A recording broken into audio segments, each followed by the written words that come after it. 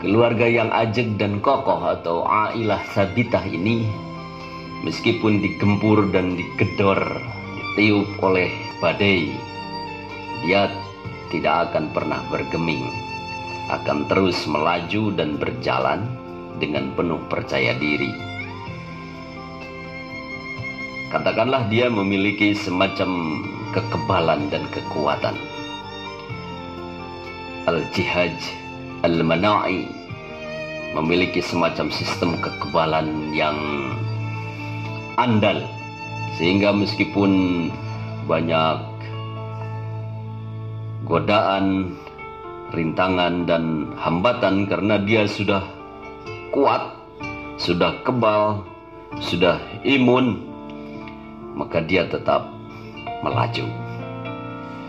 Nah, pertanyaannya, mitra sekalian, faktor-faktor apa sajakah yang akan memberikan kekuatan dan keajegan bagi keluarga ini, sehingga keluarga ini meskipun digempur dengan badai dan problema kehidupan, dia bisa melaju dan berjalan menuju samudra bahagia atau pelabuhan harapan tadi. Di dalam ilmu psikologi keluarga, khususnya keluarga muslim, sekurang-kurangnya ada 5 faktor yang membuat keluarga bahagia dan sejahtera ini bisa diwujudkan karena memiliki kekuatan serta imunitas yang hebat, sehingga dia disebut sebagai ailah sabitah, karena dia memiliki sistem kekebalan yang hebat. Al-Jihaz Al-Mana'i yang tangguh. Mana 5 faktor yang dimaksud itu? Nah, mitra sekalian yang dirahmati oleh Allah, faktor-faktor yang 5 itu adalah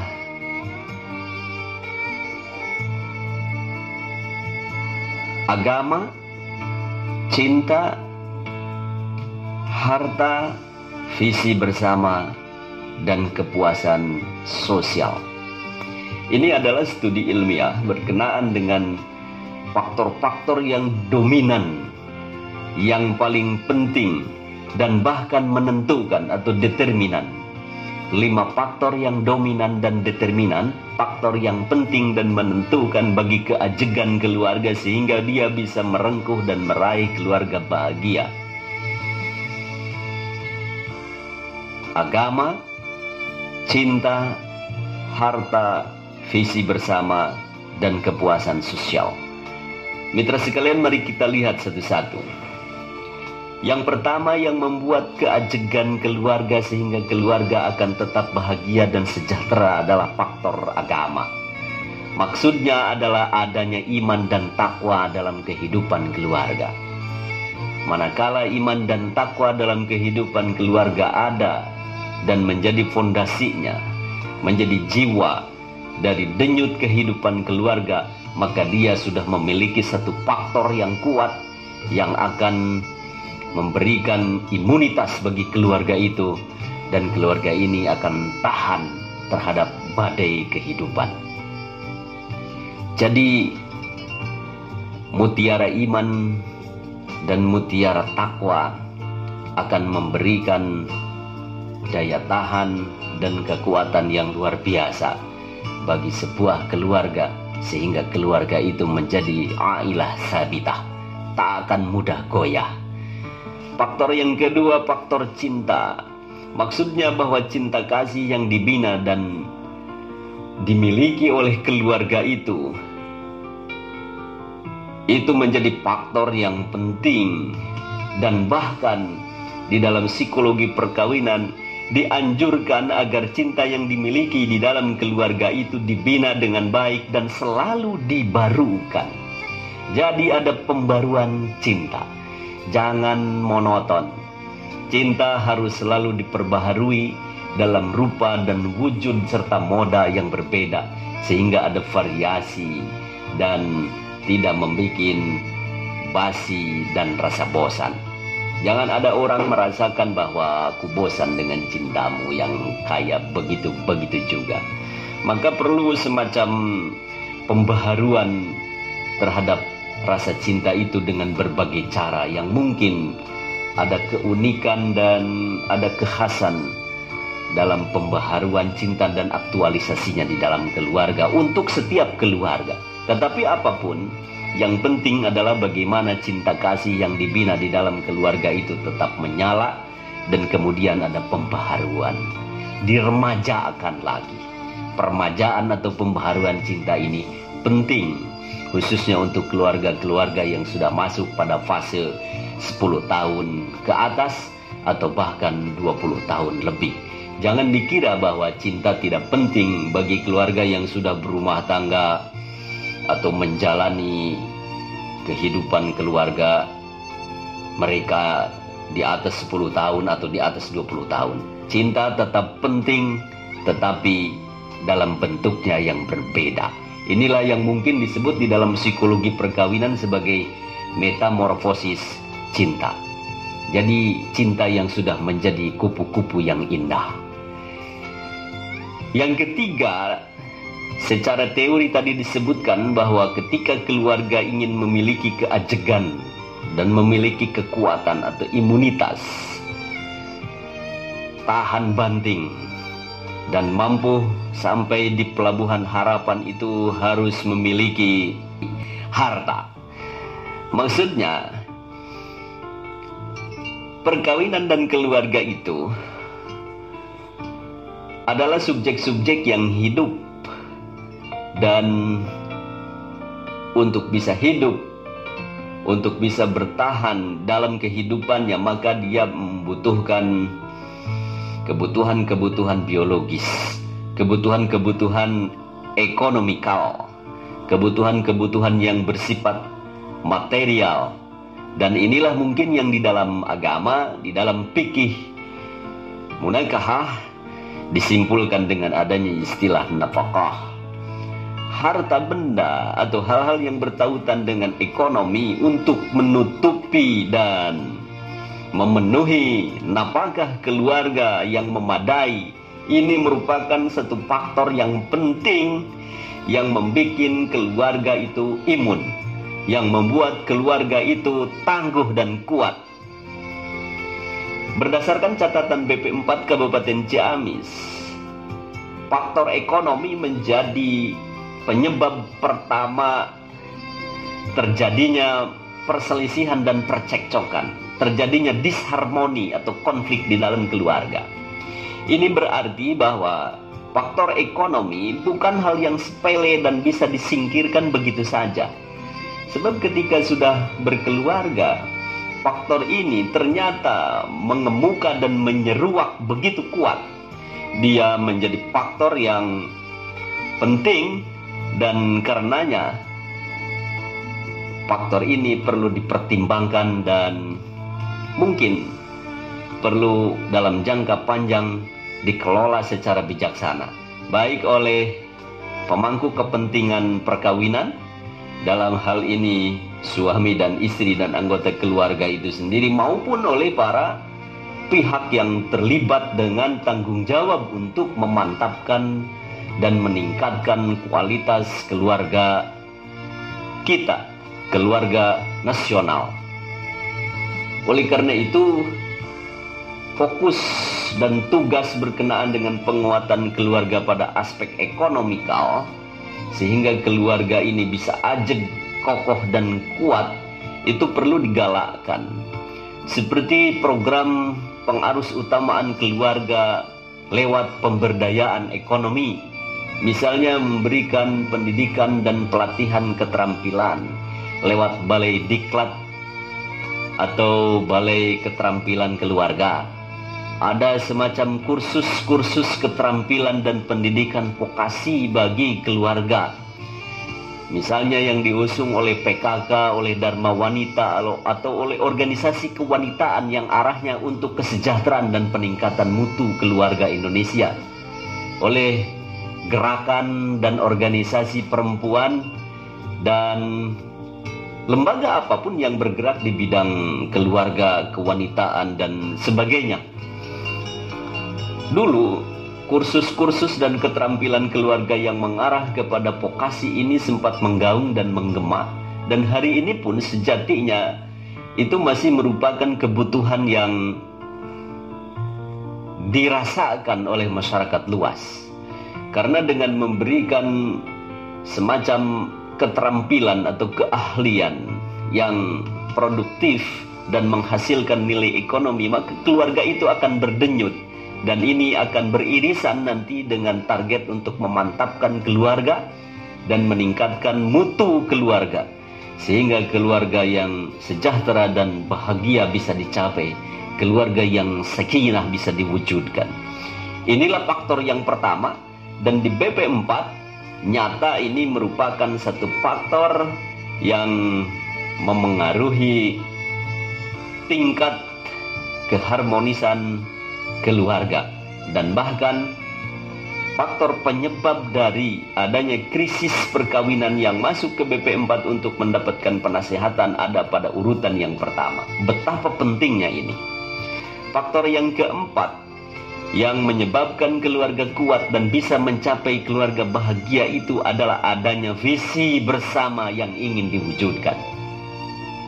Suami istri sebagai dua subjek yang akan membangun keluarga dan akan membawa keluarga itu ke lapangan, ke jalanan atau ke lautan kehidupan, dan kemudian menjalaninya dan mengarunginya dengan tangguh, itu tidak mungkin berbeda arah dan tujuan. Arahnya harus sama dan tujuannya juga harus sama. Agar arah dan tujuan harus sama, maka pikirannya juga harus disatukan, sehingga dia menatap masa depan dan tujuannya sama dan satu. Ketika terjadi bias atau bahkan perlawanan, kontradiksi di antara keduanya, maka pastikan kendaraan yang bernama keluarga itu tidak akan pernah jalan. Dia akan mandeg dan bahkan kemudian berhenti karena kehabisan daya dan tenaga. Jadi ada kalanya keluarga yang tidak bisa menyatukan pikiran untuk menetapkan tujuan bersama dengan menggabungkan dua kekuatan diri, baik jiwanya maupun pemikirannya, maka dia akan berakhir pada capaian yang nol. Tidak akan pernah beranjak dari titik di mana dia mulai berangkat, dan pada akhirnya ini menjadi sesuatu yang mengganggu. Seringkali di BP4, mitra sekalian yang dirahmati oleh Allah Subhanahu wa Ta'ala, pasangan suami istri mengadu karena terjadi percekcokan dan perselisihan yang tidak bisa diselesaikan. Itu artinya ada visi yang dikesampingkan, tidak ada visi bersama yang dibangun, tidak ada pemikiran yang disatukan, sehingga keduanya tidak bisa mencari kompromi dan menyepakati tujuan yang ingin dicapai dan langkah-langkahnya. Karena itu suami dan istri perlu menyatukan diri dan saling berbagi, take and give, memberi dan menerima, atau menerima dan memberi, saling mengisi. Dia adalah dua kekuatan yang satu, sehingga suami dan istri itu dianggap sebagai kal jasadil wahid. Jadi jangan kalah oleh kesatuan visi yang sudah dicontohkan oleh Abu Lahab dan istrinya. Itu adalah contoh dari satu kesatuan visi yang meskipun ada di dalam posisi melawan Nabi, mengingkari ajaran suci, tetapi keduanya bersinergi dan bersatu padu dalam kekuatan dan kekokohan yang tak pernah terpisahkan. Padahal visi mereka ada di dalam kekeliruan, tetapi keduanya tetap bersatu. Yang harus dicontoh itu adalah visi bersama antara Muhammad dengan Khadijah. Dua insan ini memiliki visi yang sama, sehingga apapun disatukan dan kekuatan keduanya menjadi berpadu, baik dalam mewujudkan kebahagiaan keluarga maupun di dalam mencapai tujuan-tujuan keagamaan. Keduanya telah menunjukkan satu integrasi dan menunjukkan visi bersama yang kuat dan hebat.